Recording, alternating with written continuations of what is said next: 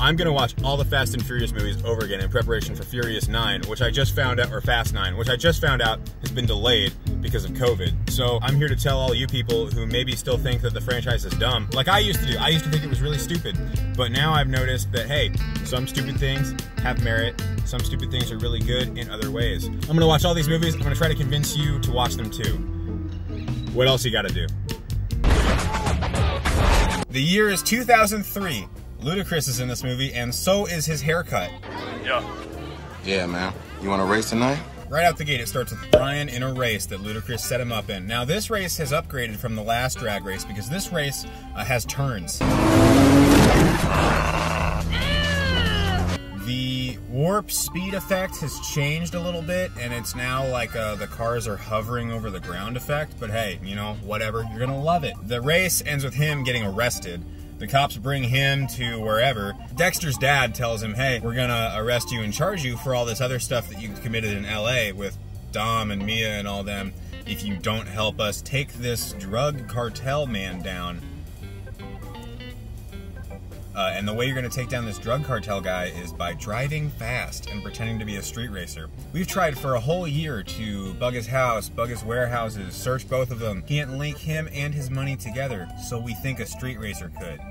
Man, I hope the lighting doesn't stay bad forever. Obviously, Brian needs a partner who can also drive really fast. He quizzes the partner that the FBI provides him with, and he's like, not good enough because he doesn't know an engine. So then he finds this dude, Roman, and he's like, Roman's a guy I used to drive with a lot. He's a good dude. Roman hates him because he used to be a cop. But after they get it out of the way that he's not a cop, the first thing they do is wrestle each other.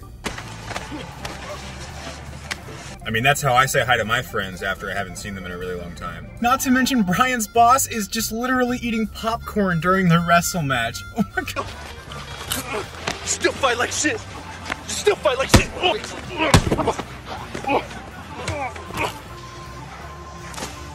After the wrestle match is over, Brian gets up and he gets in Roman's face, but for a second it doesn't look like he's just in his face. It looks like he's going to like...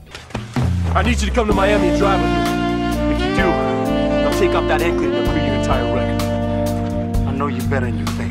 Maybe you don't. You need to come with me to Miami.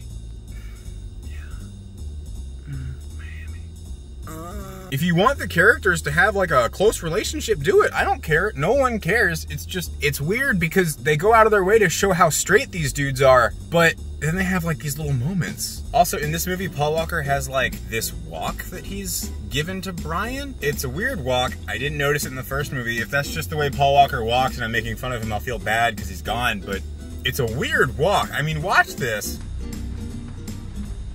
Feel legit.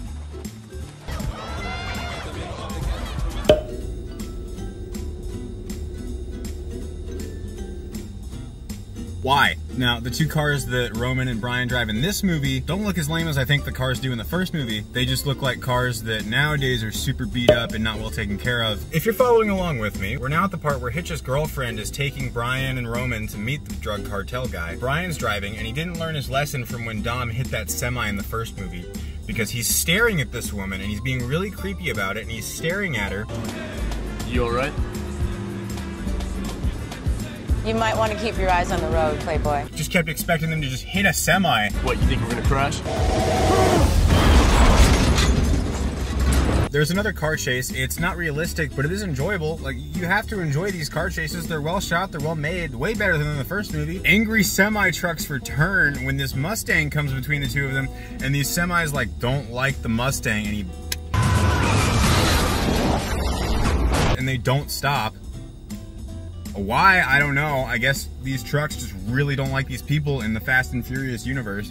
Also, if you guys have seen Burn Notice, one of the FBI agents in Burn Notice is an FBI agent in this movie. I just think it's funny that like in Too Fast, Too Furious, they've got a bunch of like famous TV actors, I guess, and then later on they've got like every action star ever conceived. Closing remarks for this movie, because you don't need to hear the third act at all. It's not important. It's just fast cars, some guns, very predictable things happen. I bet that she was gonna get taken hostage. She did. I don't know her name. I bet that Paul Walker was gonna save the day, even though he probably couldn't. He did. I bet that he and Roman were gonna try to open up a garage in Miami now that they're there. They did. One important thing about this movie is that it's the beginning of the transition into superhero movies. For example, there are 2 big car jumps in this movie. Paul Walker jumps over a bridge, the bridge itself is rising over this water. It's just lifting up, and he jumps over it, jumps over a car, lands, and his car and himself, they're fine. They're both fine. And then the final act of the movie, he and Roman take their car.